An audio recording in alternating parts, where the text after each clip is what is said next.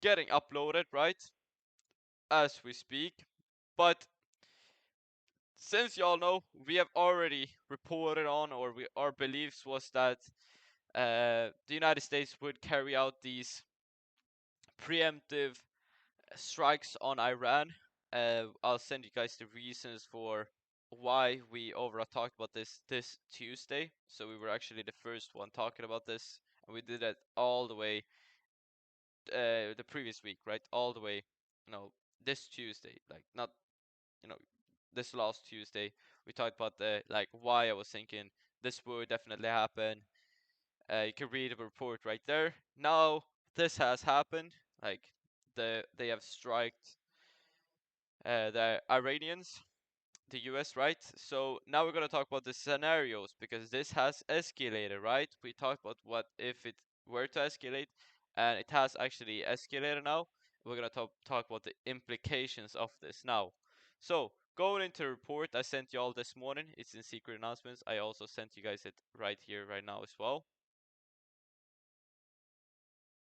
I'm just gonna overall pretty much go in detail about this. Oh, this is the data report. Oh, wrong thing, guys. Super sorry. Not this.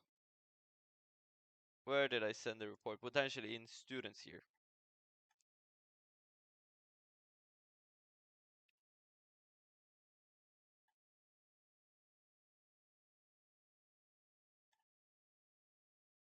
Oh no, in analysis. That's where I sent it. I'm super stupid, guys. So yeah, in analysis, I'm just gonna forward this right here for your giving call.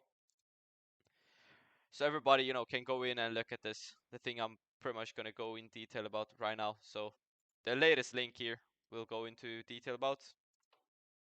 So this right here. I'm gonna just load this up. And potentially it will be a little bit laggy, but don't worry guys, it will be fixed. So as you can see right here, we're gonna go into the bombings, what's probably is to happen right now, and here are, you can see a little bit what happened in specific information right here. You can read about all of this, but I want to scroll down. And yes, the first thing, which of course in terms of what this could mean, is, we'll scroll down to, because this is just explaining the in-depth scenarios right here, but we're gonna go into here. All right, so there's three different scenarios that could happen. I'm gonna let everybody here read the rest of the things I've written here as well, in a more in-depth analysis way, but I'm gonna go into detail about these three simple scenarios right here. So number one, I always like doing, scenarios, etc., letting you guys be able to decide what is to happen in the future, right? I don't want to be the voice on which, speculating what I think will happen. I'll of course go through what I think will happen, but I'll also of course talk about the other scenarios which potentially could happen, so you guys yourself could, may be the final decision in this. So overall, first things first, scenario one, number one, right? A de-escalation, meaning conflict quickly halts. So of course you'll see initial spikes in oil, right? But that oil spikes will quickly and rapidly, go down lower, and you'll be able to see potentially an oil, like a barrel per oil being potentially $70, potentially a little bit higher, like $80 a barrel, right? Since there are going to be supply fears, etc., etc. Now, I think this is potentially, I think this is, like I said, one of the most likely scenarios. And I'm going to talk about why this is the likely scenario. So, you'll not have any rampant inflation. It will not overall have any great effects, this right here. So, as we talked about, just having this scenario when it de-escalates, like I said, I think this is the most likely scenario, and therefore we'll pretty much have something like we have right now, where nothing major will change, right? Nothing ever happens, right? So inflation overall will, of course, in the headlines, the media will report we're gonna see massive, escalation, etc., etc. We're gonna see massive regional war, etc., etc. But the core inflation will, will barely be affected as it says it right here. So central banks will pretty much lower its interest rates pretty quickly, pretty rapidly. So interest rates, therefore, since inflation will not have, it will not be a massive effect on inflation.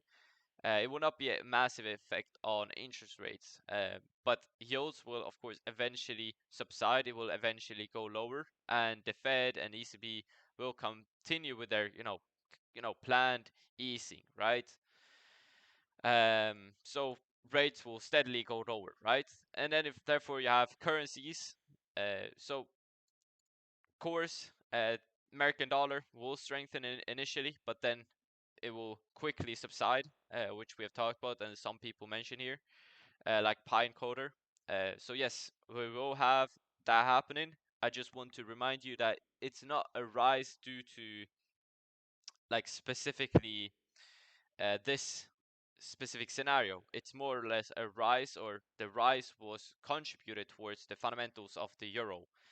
Since if you were really having this scenario, which large speculators, small traders is waiting for, meaning US dollar going down lower because no one wants to hold American dollars, you would not be seeing the mass institutional investments in dollars, which we have seen. And this was only, the later parts of what actually caused the USD to rise, right? So this is not the primary reason for the USD to rise. This is not the catalyst which caused the euro to the USD to rise. This was just, one thing which potentially, sparked the domino effect, which is going to happen. And I just want to remind you all once again, I don't think the dollar is going to go to crazy higher prices. I just wanted to take a little bit of buy side liquidity before it goes down lower, since I think it's very underrated right now, like undervalued. I'm sorry. And I think since we've seen this massive institutional, buying in dollars, thanks to holding it, gives you a great yield. I think we're gonna see, potentially dollar rising while simultaneously we'll have a sharp initial decline in equities. Then you're going to see the dollar continue rising while equities actually subsides and actually reaches new all-time highs. So that's something we could see eventually. All right. So eventually, I think the dollar will persist going higher. That's my initial thoughts, at least. And I think that's just due to the things we have, talked about previously. So I'm very bullish on the dollar still. I'm going to continue being, you know, uh, very very bullish, right? But here you can see, you can read about what's gonna happen to equities. Potentially, going down lower first of all, and then we're gonna have a quick rebound as it says right here. Now let's go into scenario 2. This is like a limited retaliation, right? So this is a limited retaliation. I think this scenario is also potentially likely. So I think these scenario 1 and scenario 2 is potentially the most likeliest ones. Like I said, potentially there would be a mix of scenario 1 and scenario 2. So I don't think one of these will be essentially correct. I think there will be, a middle ground between scenario 1 and scenario 2, which will happen. So we'll see elevated, volatility in all markets, right? Especially in oil, and oil potentially is going to go up to $90 to $100 per barrel, right? You can read about other things right here. So there is the supply of oil right now is actually increasing rather than decreasing, since you have OPEC overall, the oil producing nation or oil producing countries, actually increasing their oil output. So you have Saudi Arabia, for example, pushing down oil, since they're the ones, they're the country which overall has the lowest margin, on which, the lowest profit margin per oil. And I think they want to punish some American, I guess, oil producing things, oil producing companies, right? Since if they push down oil to lower than $70 a barrel, the American companies will be unprofitable, since they're, it costs for the Americans to extract a barrel per oil, even though they have the most oil. It costs them around $70 to extract oil, meaning they need to have a price of oil being higher than $70 a barrel, right, for them to be profitable, for the American companies to be profitable. While Saudi Arabia instead, even though they have less oil, their profit margins, they only need like a $10 per oil barrel for them to be profitable, since they're like extracting oil at $8. It's crazy. It's crazy. So the supply is actually increasing since Saudi Arabia is pumping out oil like crazy. Crazy, right? They need oil. Since they're even in a deficit now, like Saudi Arabia itself is even in a deficit right now. They're spending money like crazy. So then inflation, it's potentially increasing a little bit. You'll see a little bit of inflation increasing. You'll see, you can read about this, yada yada. But if oil prices goes higher, all the world's prices is gonna, creep up, like it says right here. Which of course will then make the interest rates continue, uh, you know, being steady, right? Or central bankers fearing and persisting higher inflation, right? They want to pretty much keep therefore their higher interest rates, which will overall cause the interest rates to be higher for longer, which will lead to currencies going higher for longer, right? So like I said, mixed flight to quality keep long-term yield in check or lower, but inflation fears put upwards pressure on short-term yields. Fewer rate cuts expected. Yield curve may flatten as central banks hold for longer, right? And of course, this will lead to safe haven, like USD, staying stronger for longer duration, which I've said, right? You'll also have other safe haven currencies. I would not so much say JPY. I just included it, but I would not say JPY is such a strong safe haven currency, but it actually is considered a safe haven currency. But especially USD and Swiss franc, I would say those two are very, very very much um, safe haven currencies or safe haven assets, right? Yes, Swiss is goated. Swiss is goated. Anyways, you'll potentially also have oil producing countries having their currency going higher as well. So you have potentially, Norway, for example, or Canada, which is also an oil producing country, which is also why, there's also an indirect cause because US is 20 years no wars. Yeah, exactly, bro. Anyways, we're gonna continue to risk off, so equities going lower. Volatility persists. You'll see the wicks rising like crazy, and you'll also potentially see a world recession, since if oil prices rise, think of it, that will also lead to inflation rising. In this extreme period, you'll also see interest rates staying, persisting, being longer for long period of duration, which will lead to economy slowing, which will eventually lead to recession coming in, especially with oil. It puts pressure on people spending money, and if people needs to spend more money on fuel, since if fuel prices goes higher, and transportation of goods, everything will go higher, right? Everything will cost more, which will lead to people just spending less money and saving more money, which will lead to just de-inflation, right? Deflation. And therefore you have the scenario 3, which I think is the thing which most gurus will push out there, like majority of gurus right here will push that yes, we're going to a full regional war, we're going to world war now, guys, oh my gosh, we're gonna die. This is what they're saying. Yes, will cause into quantitative easing, cause, yeah, potentially, but this is what all people you're gonna see, all people say right here, and I think this is the most unlikely thing, partially because I think there is no fighting anymore. I think I think majority of the Iran is already, I guess, like defeated. I think they're gonna just start negotiating, since I think the most important thing for the regime is just to continue their regime, right? to stay safe, right? And for them to stay safe, they need to just de-escalate, I guess, and go into negotiations. I could be wrong. I'm not the best at geopolitics, but this is just my thoughts. And so I don't think necessarily oil will go to $120 a barrel, and I don't think we're gonna go into um, any world war and world is gonna end. I don't think that's gonna happen, because if these things happen, if oil goes to $120 a barrel and Hormuz gets shut down, which I showed you guys in the beginning, we're gonna go into chaos, guys. It's gonna be crisis for real. That's gonna be crisis scenario. Even though we don't go into a world war, it's still gonna be crisis, like for real. Uh, gas prices is gonna be crazy. Food shortages. Bro, I cannot speak English today. There's gonna be crazy things going on. Um, it's gonna be like the last oil crisis. I don't know if you remember last oil crisis, but it's gonna be.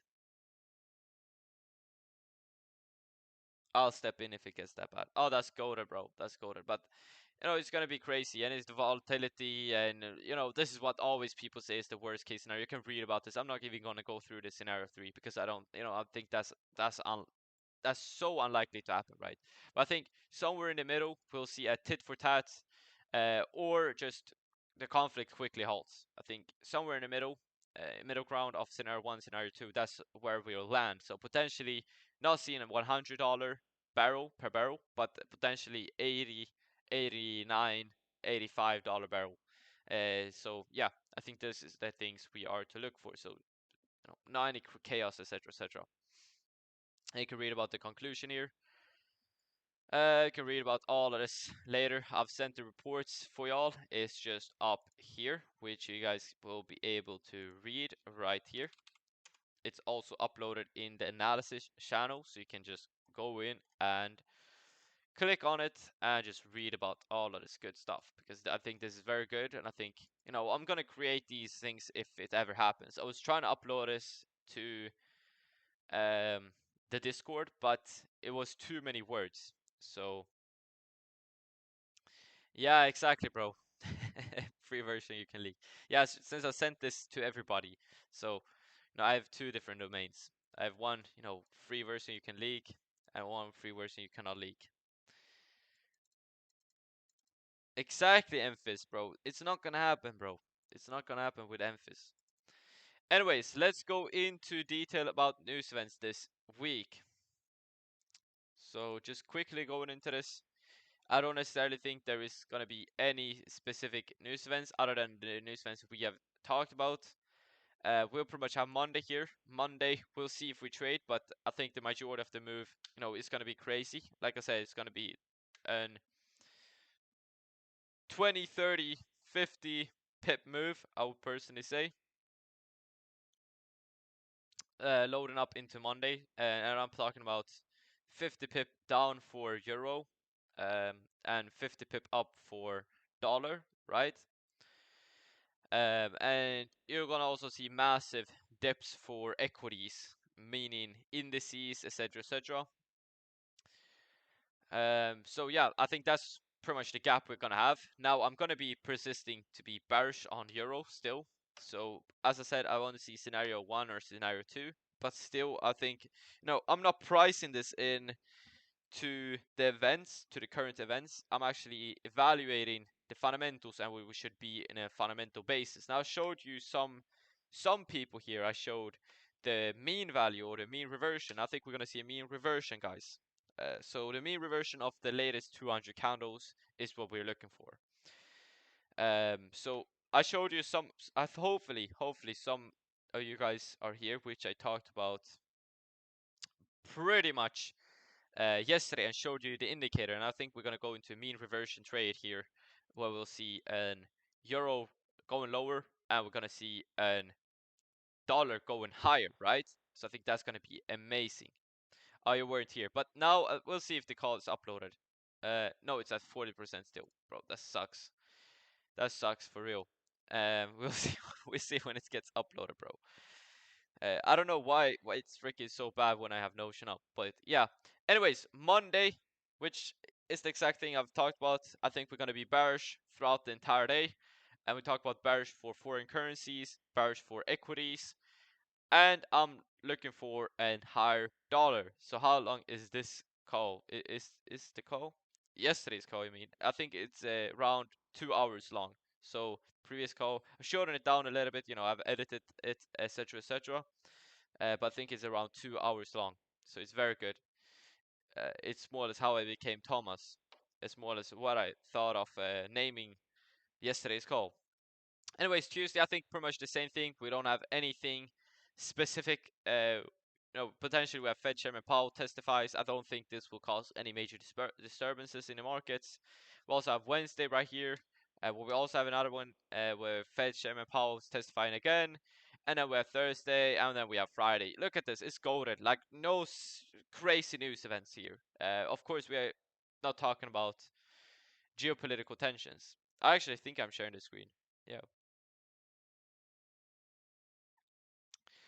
So, except for the geopolitical tensions, there is no fundamentals or fundamental news basis where we're going to see any crazy things happening. So that's a very good thing, right? I would personally say. Now let's go in detail about the specific markets. So we're just going to go into the yields. We have already talked about this, so I'm going to keep this very short-sighted. Like I said, we're going to see a short-term rise in long yields, as y'all will be able to see right here.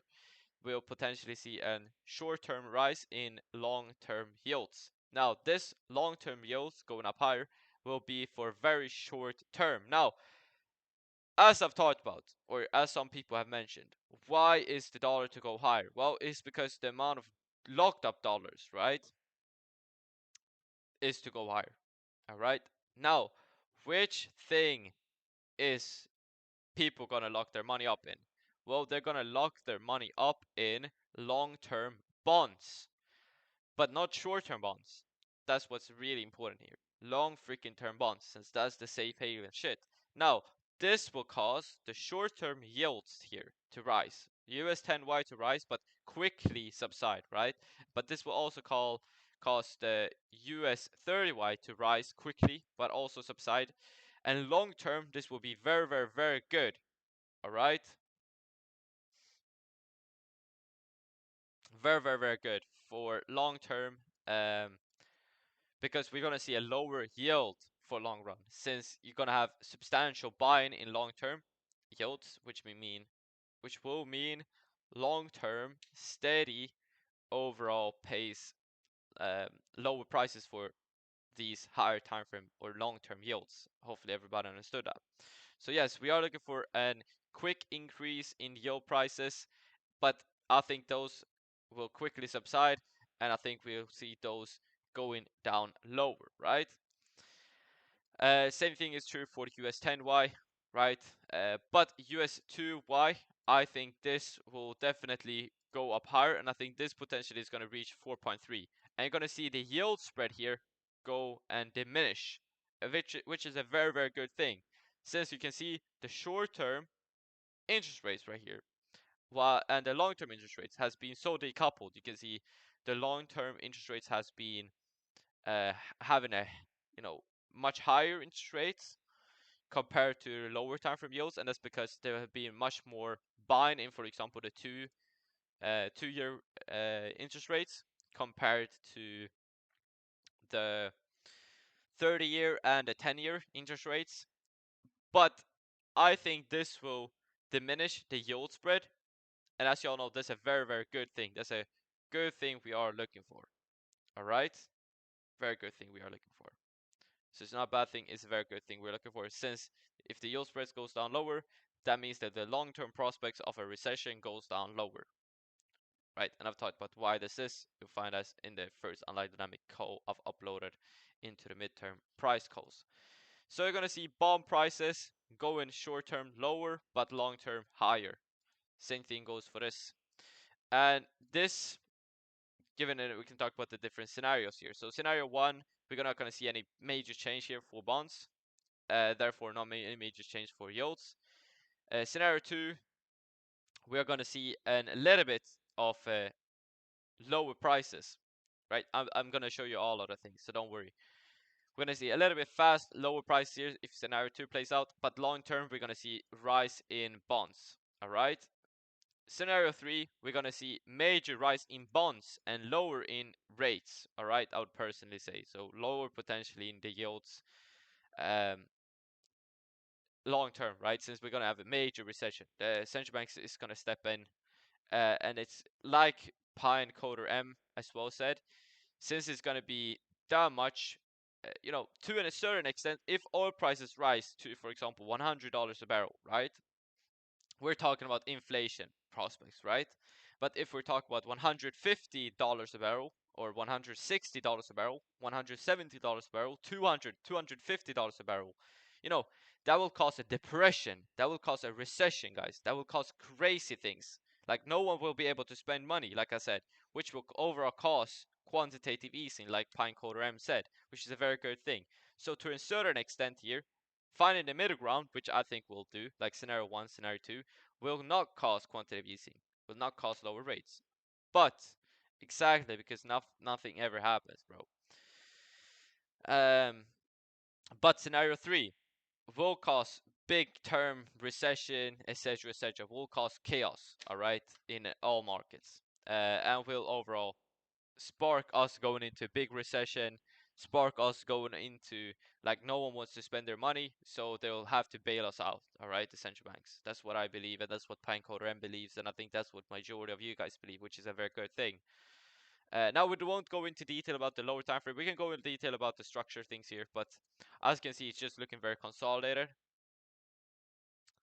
But this is why you have to be very relative, right? Always be trying to be as relative as possible. But you can see the equal lows right here.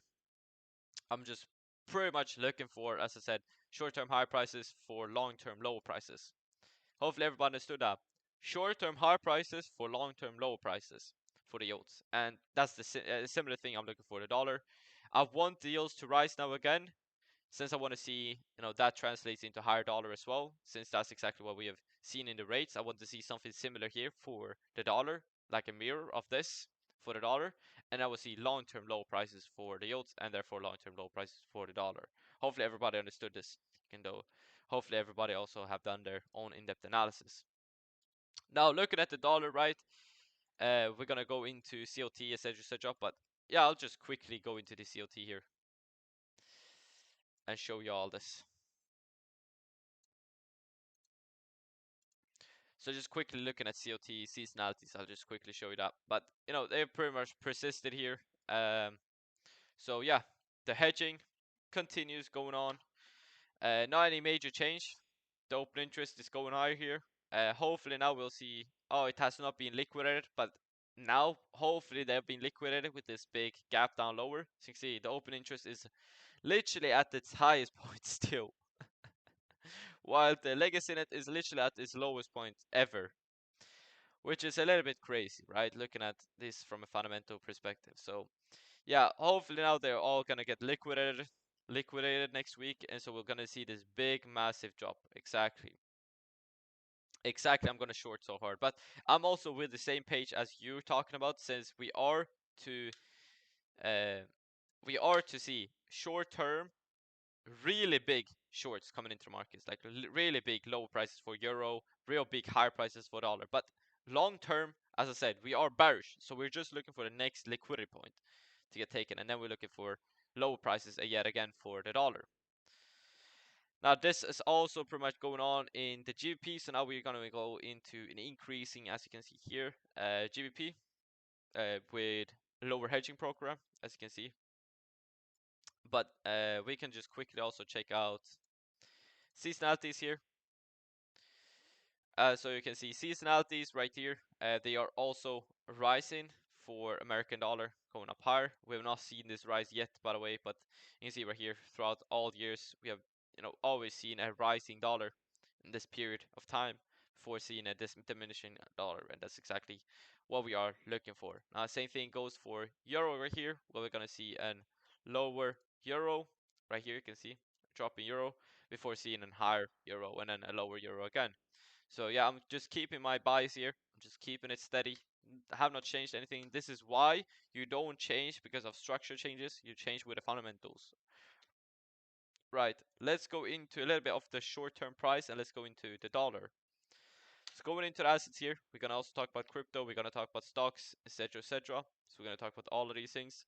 But first of all, going into the dollar, as you can see, while the yields has been consolidating for weeks on ends, as I showed you, the dollar has pretty much steadily gone down lower. Now, that changed this last week. I've come up with a confirmation tool now as well. So now I'm just looking for big higher prices. Now it should just deliver up higher in accordance. If it does not, if it just chops around, um, we're going to cover this new confirmation tool tomorrow, actually. So I'm not going to talk about it so much today. I'm going to actually keep it for tomorrow because I don't want you guys to be here throughout, 3 to like night time, all right? Since I can go on talk about we talked about the new standard deviation yesterday as well. Tomorrow, I'm going to have a call specifically about the new confirmation tool I have for confirming fundamentals, fundamental lag, etc., etc., and how we're going to position ourselves. Um, I forgot the name for real. I forgot the name of it.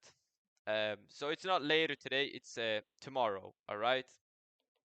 But it's just a confirmation tool uh, to fundamental lag. All right.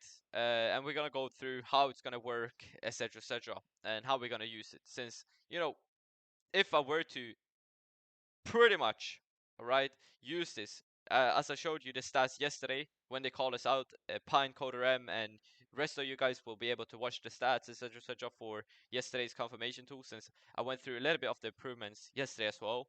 But majority of the call was to focus on how I actually developed those improvements. But I also included a standard deviation, the new standard deviation yesterday as well. But it would more or less take away nearly all my losses just using this confirmation tool. And I'm going to go through it tomorrow. I've also gathered a lot of inspiration from how the institutions do it themselves. So it's, of course, I'm not an institutional trader, but I've gathered a little bit of inspiration how the institutional traders does it. And I'm going to show you it tomorrow. But like I said, we have seen a week higher. You can see the liquidity imbalance right here. This is what I talked about. I think we're going to go up to a mean reversion, meaning trade to the mean price. Now, mean price, looking at standard deviation throughout the rest of the 200 candles, looking at it from a weekly basis, is more or less up right there. And you can see it's just over this drawn liquidity. So this level is just over the drawn liquidity. So I think we are to trade to this level right here.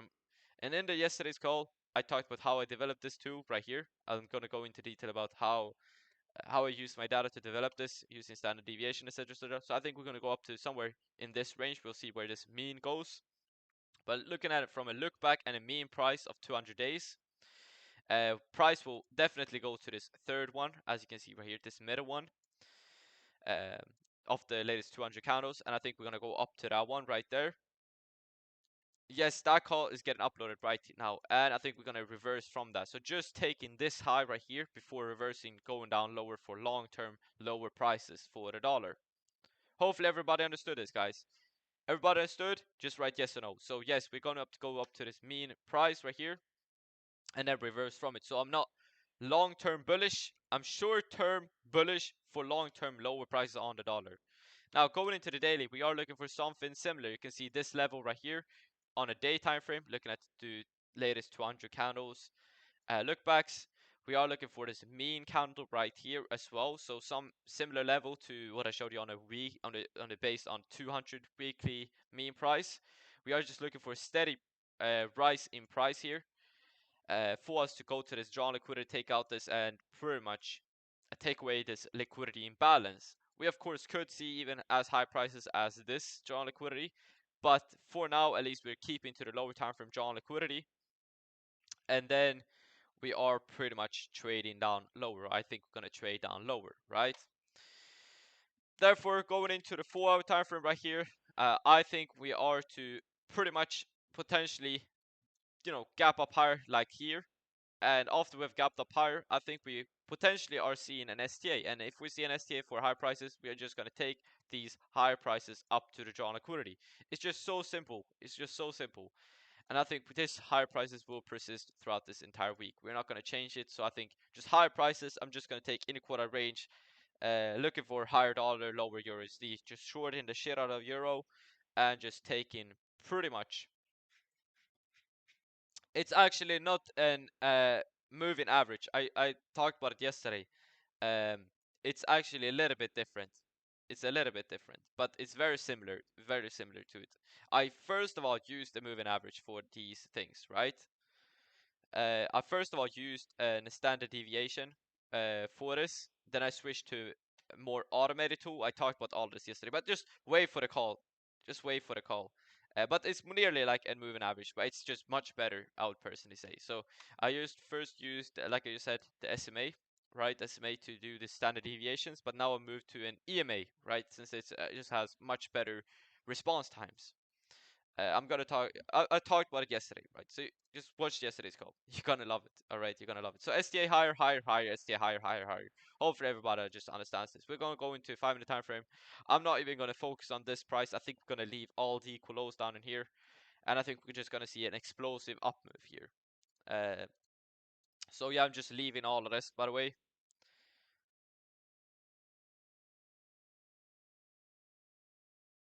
yes, that's 100% correct. R. That's 100% correct. R. You're 100% correct. So yeah, I think we're just gonna go higher. Hopefully we'll see an ASTA so we can just take higher dollar, lower euro. So let's go into euro here. We talked about this its COT, we talked about its price. I think we'll definitely gap down lower here, liquidating a large quantities of these large speculators.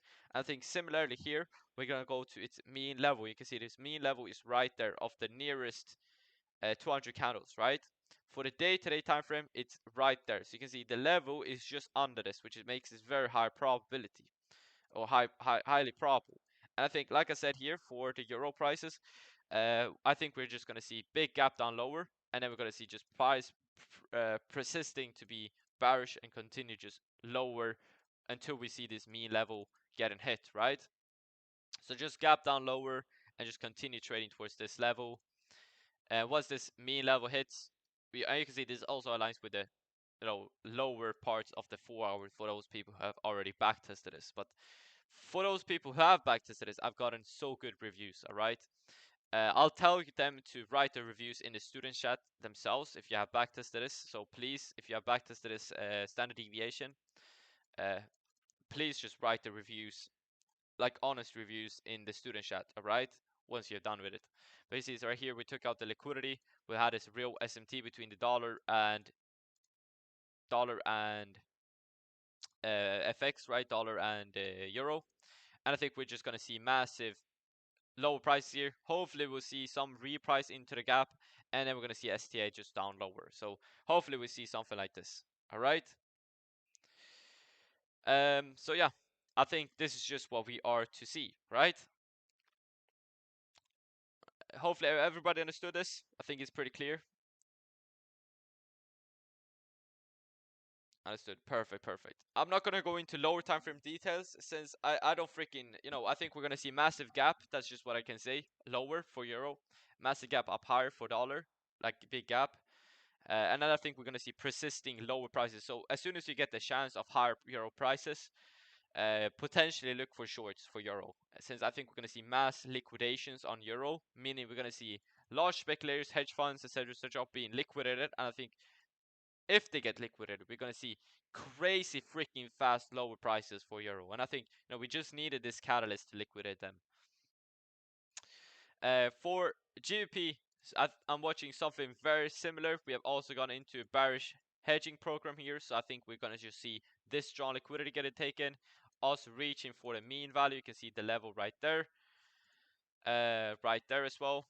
So I think we're just to deliver down towards the mean level right here before we pretty much reverse towards the upside. So higher time frame, just short-term low prices for long-term high prices.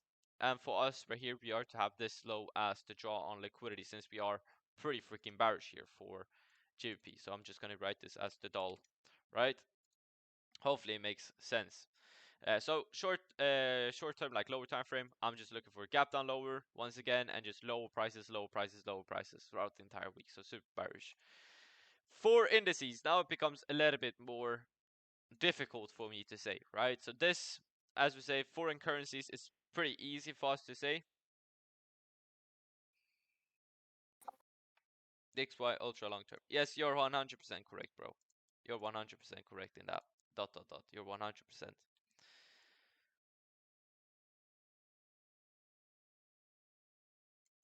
You'll get filled afterwards, so it will not be good, Voss. I think it's better to pretty much wait for, since it's only if you're doing like almost you can like open market operations. The central bankers and the ones having access to the real markets, those are the only people able to trade weekends, right? And for them, it's very bad for them to trade weekends. So, but I think majority of them is still doing it.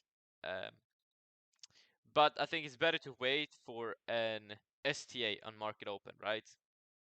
So it's better for them to wait for you to wait for market open, and after that wait for higher prices on euro, because all remember what I talked about last week, right? Remember what I talked about last week, the last in-depth analysis.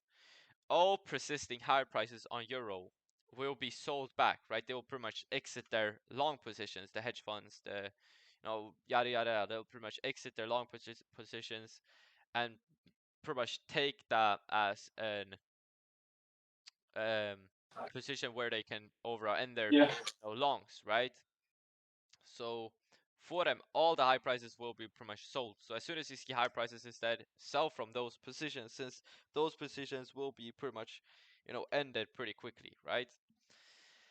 Now the same thing is true for Nasdaq right here.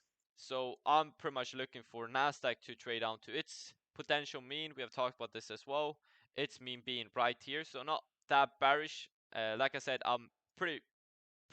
I'm super sorry, I cannot speak English, but I'm pretty more.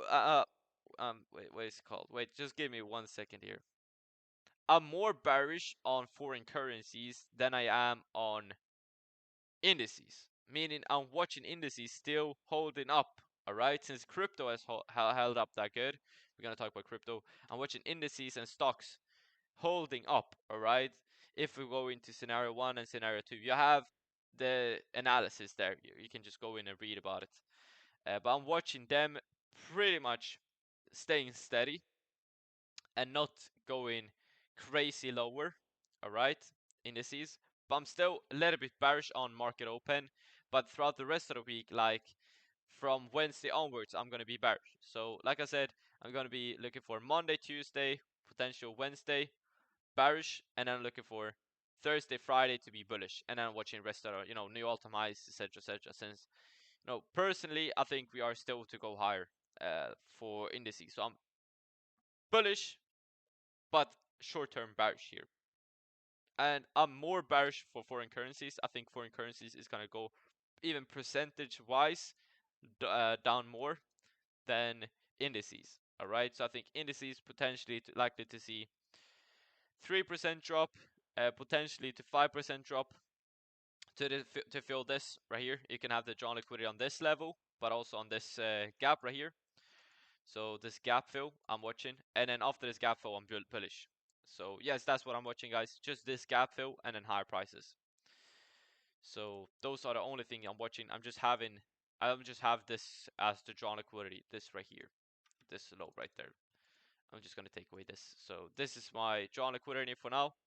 Like I said, this may not even get taken since we are still gonna be persistent bullish on Nasdaq. And my long-term drawn liquidity is this.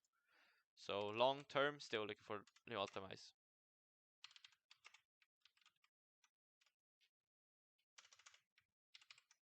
Bam. All right. Any questions so far? We'll go into crypto now.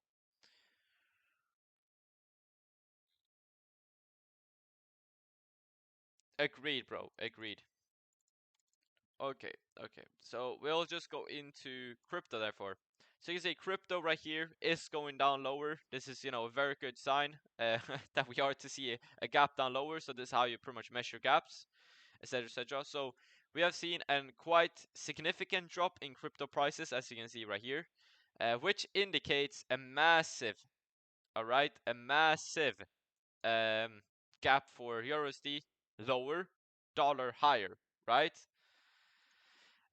So don't exit your positions here. Don't panic. Yeah, exactly. You can buy that definitely.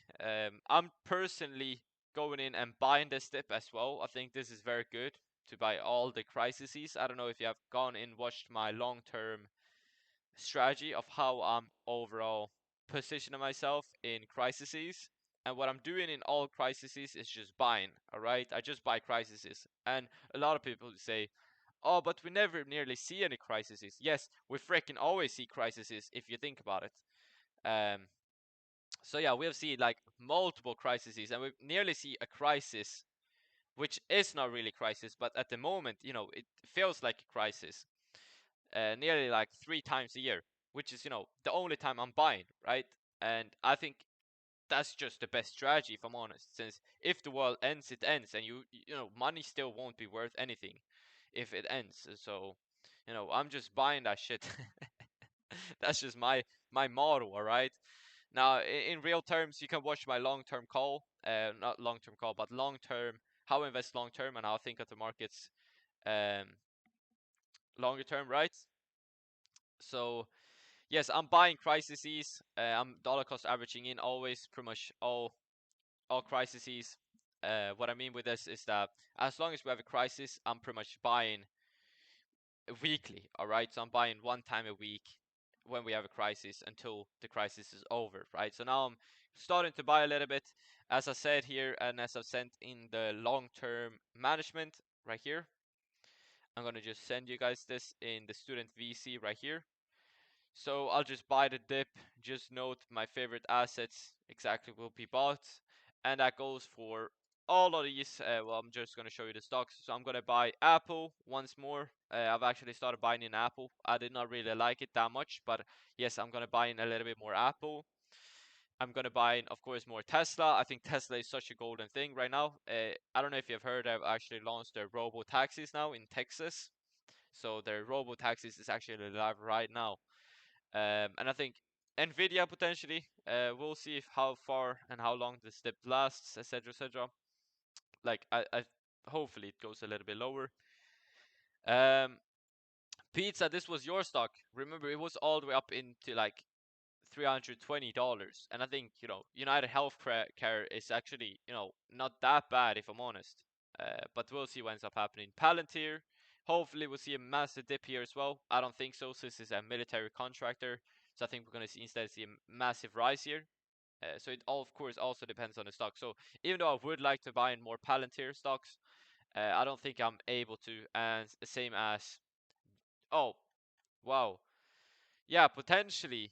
Lockheed Martin, potentially. I think Pizza sent something, but yeah, he'll when the market opens, he will be, I think, up here potentially. Like it will be 100% crazy gap up higher. It will be like crazy. So yeah, just buy the stocks you love, I guess. Google, yes, Google, bro. Google is such a good buy. If I'm honest, why haven't I included that one? Yes, Google is such a good buy. Let's see, Google. Alphabet. Yes, it's actually such a good buy if I'm honest. I think this is such an undervalued company right now, for real, for real. But Google is very, very good. So we'll see how, you know, where it opens, etc., etc. But I think Google definitely worth it, since I think long term it's very good. Google, and I think Apple and Google definitely is clear buys. You know, those two are, for right now, it's good valuation for those companies. Good valuation for the companies. I would wait for Tesla. It's not good valuation right now. It was good down in here in this crisis. Right now it's not good at all. So I'm waiting for you to see how big of dip there is. But Apple and Google, good opportunities potentially. Um, which one else? We'll see. But no, those two I'm definitely getting. So those two I'm definitely getting. For crypto, you know, I don't know. I'm super into crypto. But I'm potentially buying just a little bit more Ethereum and Chainlink, alright? In this little dip. So I'm just buying potentially a little bit more Chainlink here. And that's it, I guess. Then I'm just gonna wait. Since I'm gonna wait for altcoin season, I'm gonna wait for quantitative easing. I know as soon as quantitative easing hits, we're gonna be freaking rich. Because like this dip has been extensive. Like I think this is the longest altcoin bear market since we have not had a bull market on altcoins. Would you guys say we have had a bull market on altcoins this cycle? I would not say so. So I think the bear market for altcoins has been since 2022. So I think this is golden opportunity, right? For Bitcoin, we have of course seen this rally, but for altcoins, I don't think, as soon as we see new all-time highs on Ethereum, I think we're golden, right? We're set, and I think new all-time highs on Ethereum is very likely to be seen. They've passed also the Genius Act in the Senate now as well.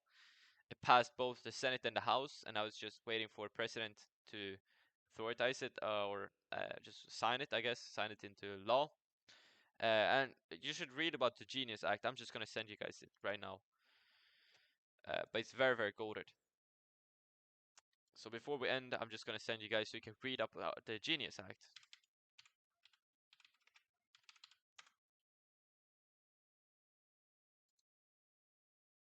But this is like one of the best bills I've ever for altcoins, for especially Ethereum-based altcoins. This is like crazy right here, crazy freaking good. And this is like very, very good. Like just read it right here. The Genius Act is altcoin coins. I see people making a few 100% off or even more. Altcoin is gonna pump. When it pumps, you're gonna see 200, 300%, potentially up to 1000% gains on some coins, on altcoins, and I'm talking even in big caps. Anyways, I think I'll round this call off today. We have had pretty much an extensive analysis on the markets. I've gone through some scenarios of what's to come. I've talked about pretty much, I think, a lot of things. Hopefully, you guys understood it. I'm super sorry for not going extensively into the lower time frames and levels, etc., etc. I'm gonna send these levels, etc., etc. But I need the market to be priced in, since I cannot like to 100% say where the market will open, right? So I'll need to wait for the market to actually open and see the reactions of it to get the levels, if you understand what I mean. Now, hopefully everybody here, if you scroll up, you'll see the code for the standard deviation, and you're gonna see all of those good stuff. So hopefully you guys pretty much go in detail about those things. Now round this call off. Please backtest the standard deviation. Thank you all so much, and I'll see y'all. Bye, guys. Watch yesterday's call as well.